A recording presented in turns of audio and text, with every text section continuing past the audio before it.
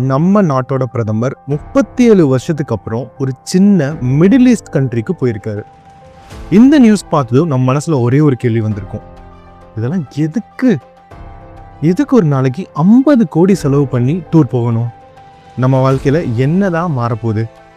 இன்னைக்கு நம்ம பேசுறது இந்தியா ஜோர்டன் ரிலேஷன் பத்தி தான். சாதாரண ஃபாரின் டூர் கிடையாது, 75 வருஷம் உறவோட மைல்ஸ்டோன். 37 வருஷத்துக்கு அப்புறம் முதல் பைலேட்ரல் விசிட் 1947 தொடங்கி 1950 பைலேட்ரல் டிப்ளமேட்டிக் ரிலேஷன் செட்டப் பண்ணி இப்போ வரையும் 2025 வரையும் கண்டினியூ ஆகிட்டு இருக்கு. ஆனால் பாஸ்ட் 37 இயர்ஸாக இந்தியா ஜோர்டனுக்கு போனதே இல்லை. இந்தியன் பிரைம் மினிஸ்டர் ஜோர்டனுக்கு போனதே இல்லை. ஆனால் இப்போ prime minister of India Narendra Modi ஜோர்டனுக்கு 37 வருஷத்துக்கு அப்புறம் எதுக்கு போனாருன்னா இந்த வீடியோ நம்ம பார்க்க போகிறோம்.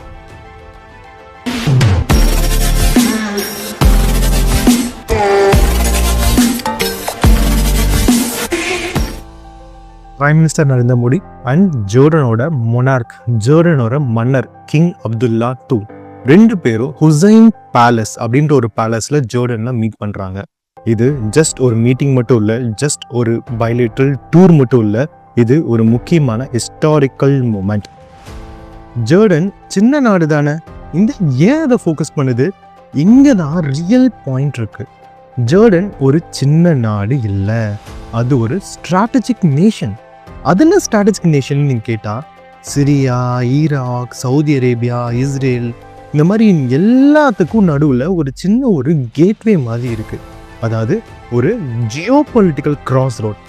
இன்னும் தெளிவாக சொன்னோம்னா அங்கே இன்ஸ்டபிலிட்டி வந்தால், அதாவது மிடில் ஈஸ்டில் ஏதாவது ஷேக், ஏதாவது ஆயில் இஷ்யூ, ஏதாவது ட்ரேட் இஷ்யூ, இல்லை அந்த வழித்தடங்களில் ஏதாவது ஒரு ப்ராப்ளம், ஏதாவது ஒரு வார், ஏதாவது ஒரு டக்காயிட்டி, இல்லை இந்த பைரேட்ஸ் ஆஃப் கரீபியன் மாதிரி ஏதாவது ஒரு கேங்ஸ்டர்ஸ் அங்கே வந்து எல்லாத்தையும் கொள்ளையடிக்கிறாங்க அப்படின்னு ஏதாவது ஒரு இம்பேக்ட் நடந்தால் அது இந்த நாட்டில் இருக்க எல்லா கண்ட்ரியும் பாதிக்கும்.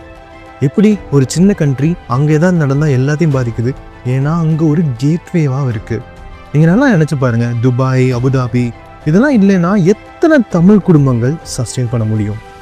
நிறைய பேர் இங்கே இருக்க ஒரு மிடில் கிளாஸ் ஃபேமிலி தன்னோட வாழ்நாளில் இன்னும் நிறைய முன்னேறணுன்றதுக்காக துபாய், அபுதாபி அப்படின்ற ஒரு கண்ட்ரீஸ்லாம் போய் அவங்க நிறைய ஏர்ன் பண்ணிட்டு இந்தியாவில் வந்து இதான் பிஸ்னஸ் செட்டப் பண்ணுறாங்க. நம்ம நாட்டு மக்கள் வெளிநாட்டுக்கு போகிறாங்கன்னா அவங்களுக்கும் பாதுகாப்பு வேணும்ல. அது எல்லாம் டிப்ளமேசியில் இருந்து மட்டும்தான் நமக்கு கிடைக்கும். சரி, அதெல்லாம் இருக்கட்டும். நம்ம இன்னொரு சின்ன விஷயம் பார்த்துருவோம். தீவிரவாதத்துக்கு எல்லைன்றது கிடையாது, தீவிரவாதத்துக்கு மனித நேயம்னு ஒன்று கிடையாது. தீவிரவாதம் இந்த மனித இனத்தையே கொன்றும். சரி, எல்லாமே இருக்கட்டும், எதுக்கு இதெல்லாம் எனக்கு முக்கியம்? நான் ஒரு மளிகை கடை வச்சுருக்கேன், நான் ஒரு ஸ்கூலில் வேலை பார்க்குறேன், நான் ஒரு சின்னதாக ஒரு வாழ்நாளில் நடத்திட்டு இருக்கேன். இதுக்காக இந்த ஒரு இந்தியன் பிரைம் மினிஸ்டர் ஜோர்டனுக்கு போனால் எனக்கு என்ன தான் ப்ராப்ளம்? நான் எதுக்கு இதை தெரிஞ்சுக்கணும்னு கேட்டிங்கன்னா, நல்லா யோசிச்சு பாருங்கள். நம்ம ஃபேமிலி தினம் பப்ளிக் டிரான்ஸ்போர்ட்டை யூஸ் பண்ணிகிட்டே இருக்கோம். தினம் நம்ம அம்மா அப்பா எல்லோரும் ட்ரெயினில் போய்கிட்டே இருக்காங்க, நம்ம அப்பா பார்க் போகிறாங்க, ரோட்டில் நடக்கிறாங்க. டெய்லியும் நம்ம நிறைய விஷயங்கள் நம்மளோட பேசிக் அத்தியாவசிய வாழ்வாதாரத்துக்காகவே நிறைய குட்ஸை கன்சியூம் பண்ணிக்கிட்டே இருக்கும். இது எல்லாமே ஜோர்டன் ஒரு சின்ன முடிவெடுத்தா மாறும். சரி, இதெல்லாம் இருக்கட்டும். ஜோர்டனுக்கும் இந்தியாவுக்கும் என்ன ஒரு ஒற்றுமை இருக்கு? இந்தியா மாதிரி ஜோர்டனும் டெரரிசம்க்கு எதிரான தெளிவான ஒரு ஸ்டான்ஸ் எடுக்கக்கூடிய ஒரு நாடு தாங்க. அதாவது terrorism funding, border instability, radical terrorism இரண்டு நாடுகளுக்குமே காமன் எனிமி தான் இருக்குது. பாகிஸ்தான் இந்தியாவுக்கு பிடிக்காதா? ஜோர்டனுக்கு பிடிக்காது. ஆப்கானிஸ்தான் இந்தியாவோட பெஸ்ட் ரிலேஷனா? ஜோர்டனுக்கு ஒரு ரிலேஷன். அதனால தான் ரெண்டு கண்ட்ரியும் சேர்ந்து செக்யூரிட்டி கார்ப்பரேஷன் ஒன்று கொண்டு வந்திருக்காங்க. அதாவது உங்கள் கண்ட்ரியில் என்னென்ன வெப்பன்லாம் இருக்குது, உங்கள் கண்ட்ரியில் என்னென்ன ஐடியாஸ், என்னென்ன இன்டெலெக்சுவல் ஒரு போர் வந்தால் எப்படி நீங்கள் டேக்கிள் பண்ணுறீங்க, எல்லாத்தையும் ஒன்று சேர்த்த மாதிரி ரெண்டு கண்ட்ரியும் சேர்ந்து டிஸ்கஸ் பண்ண போகிறாங்க. இது எல்லாமே ஆல்ரெடி இந்த உலகத்தில் இருக்க மிடில் ஈஸ்ட் பிரச்சனையை எப்படி தீர்த்து வைக்கும், எப்படி இதை பில்ட் பண்ணும் உங்களுக்கு எல்லாத்துக்கும் தெரியும். எந்த கடவுளுமே தன்னோட மதத்தை வச்சு இன்னொரு உயிரை கொல்லணும்னு சொன்னதில்லை, தன்னோட மதத்தை வச்சு இன்னொரு ஒரு உயிரை டிஸ்கிரிமினேட் பண்ணணும்னு சொன்னதில்லை. ஆனால் இப்போ இந்த middle east entire community, entire country நீங்கள் எடுத்துக்கிட்டிங்கன்னா ஒரே மதத்தில் இருக்க டிஃப்ரெண்ட் குரூப்ஸ்னால பெரிய சண்டை நடந்து அதில் பெரிய ஃபெமைன் ஒன்றே க்ரியேட் ஆகிருக்கும். ஈவன் அதில் ஒரு சில கண்ட்ரி இன்னொரு செட் ஆஃப் குரூப்லேயும் இன்னொரு செட் ஆஃப் ரிலீஜனுக்குள்ளேயும் சண்டை கட்டும். எக்ஸாம்பிள் இஸ்ரேல் பாலஸ்டைன் வார். அதாவது இஸ்ரேலரும் பாலஸ்தீனர்களும், இஸ்ரேலில் இருக்க ஜூஸும் பாலஸ்தீனில் இருக்க இஸ்லாமிக் கம்யூனிட்டிஸும் இஸ்லாமியர்களும் 2 பேரும் சண்டை கட்டி இஸ்ரேல் பாலஸ்தீனில் இருக்க ஒரு காசா ஸ்ட்ரிப் அப்படிங்கிற ஒரு இடத்த கைப்பற்றணும்னு நினைக்கிறாங்க. அந்த இடத்துல அவங்க கைப்பற்றும் போது, இஸ்ரேல் காசா ஸ்ட்ரிப்பை கைப்பற்றும் போது யுனைடெட் நேஷன் இந்த உலகத்திலேயே பீஸ் கீப்பிங் ஃபோர்ஸ், அமைதி நிலைநாட்டு கூட ஒரு முக்கியமான ஒரு பெரிய ஒரு கிரேட் இன்ஸ்டிடியூஷன் அது என்ன சொல்லுதுன்னா, காசா ஸ்ட்ரிப்பில் ஃபமைன் வந்துருச்சு, காசா ஸ்ட்ரிப்பில் வறுமைன்னு ஒன்று வந்துருச்சு, நிறைய குழந்தைகள், நிறைய விமென்ஸ், நிறைய ஃபிசிக்கலி சேலஞ்ச் பர்சன் பட்டினியால் இறந்துட்டு இருக்காங்க.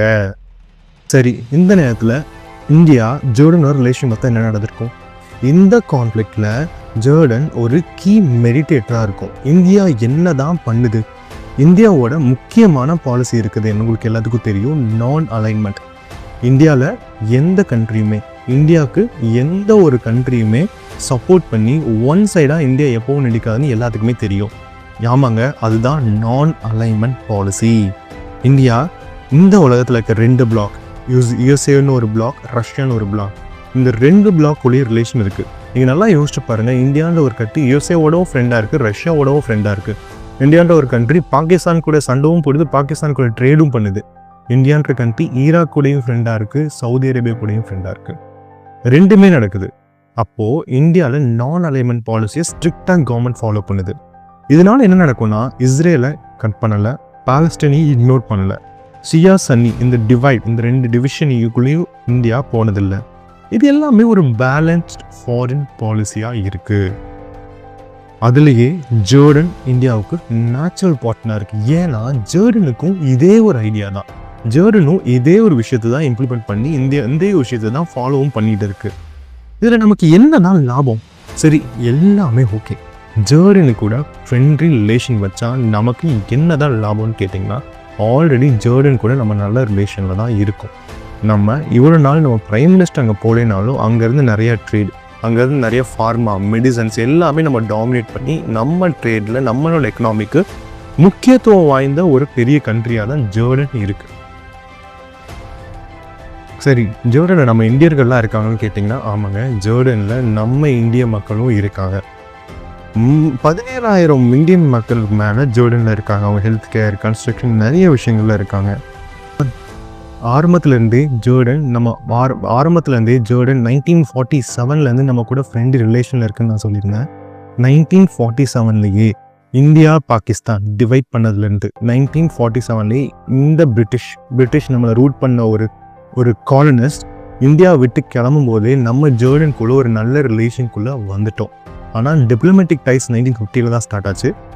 அந்த நேரத்துலேயே ஜோர்டனில் இருக்க மக்கள், ஜோர்டனில் இருக்க கவர்மெண்ட் அங்கே இருக்க ஒரு ஸ்ட்ரீட்க்கு மகாத்மா காந்தி ரோடு, மகாத்மா காந்தி தெருவுன்னு பேர் வச்சுருக்காங்க. அப்படியா, ஒரு தெருவுக்கு இந்தியாவில் இருக்க ஒரு பெரிய ஒரு நேஷனலிஸ்ட் பேர் வச்சுருக்காங்க. அது எப்படி வைப்பாங்க? இது ஜஸ்ட் பேர் மட்டும் இல்லை, ஒரு நேம் சேஞ்ச் மட்டும் இல்லை, இந்தியாவுக்கு கிடைக்கிற ஒரு இன்டர்நேஷ்னல் மரியாதை. இது சிம்பாலிக்காக ரெஸ்பெக்ட், பீப்புள் டு பீப்புள் கனெக்டை குறிக்கும். மிடில் ஈஸ்ட் ஏன் இந்தியாவுக்கு முக்கியம் தெரியுமா? ஒரு simple imagination. Dubai, Abu Dhabi, gulf countries இதெல்லாம் இல்லைன்னா ஜாப்ஸ், ஆயில் சப்ளை, ஈவன் நம்ம கிட்ட இருக்க இன்னைக்கு நான் உங்கள்கிட்ட பேசிகிட்டு இருக்க இந்த ஒரு எலக்ட்ரானிக் டிவைஸ் மூலிமா இருக்க எலக்ட்ரிசிட்டி கூட நம்மக்கிட்ட இருக்காது. ஸோ ஜோர்டன் நமக்கு எப்பயுமே முக்கியம்தான். அப்படியா, நீ சொல்கிறதெல்லாம் புரியுதுப்பா. அப்போ இந்தியா ஜோர்டன் கூட நல்ல ரிலேஷன் இருந்தால் அப்போ நம்ம வாழ்க்கை மாறுமான்னு கேட்டிங்கன்னா, ஒரே நாளில் பெட்ரோல் விலை குறையாது, ஒரே நாளில் ப்ரிப்பேர் பண்ணி எக்ஸாமில் கிளியர் பண்ண முடியாது. ஆனால் லாங் டேர்ம் செக்யூரிட்டி, ஒரு long term relation, long term trade, long term Indian diaspora அந்த கண்ட்ரிக்குள்ளே இருந்தால் இது எல்லாமே நடக்கும். நம்ம எதிர்காலம் வாழ்க்கையை ப்ரொடெக்ட் பண்ணும். 37 வருஷத்துக்கு பிறகு நடந்த ஒரு சந்திப்பு ஒரு சின்ன நாடோட உறவில் இந்தியா உலகத்துக்கு எங்கே நிற்குதுன்னு அப்படிங்கிறத காட்டுற ஒரு மூவ். இது பாட்டு ஒரு மூவை நீங்கள் என்ன நினைக்கிறீங்கன்னு உங்களோட வியூவை கமெண்ட் பண்ணுங்கள், பெல் ஐக்கானை கிளிக் பண்ணுங்கள், சப்ஸ்கிரைப் பண்ணுங்கள். தேங்க்யூ.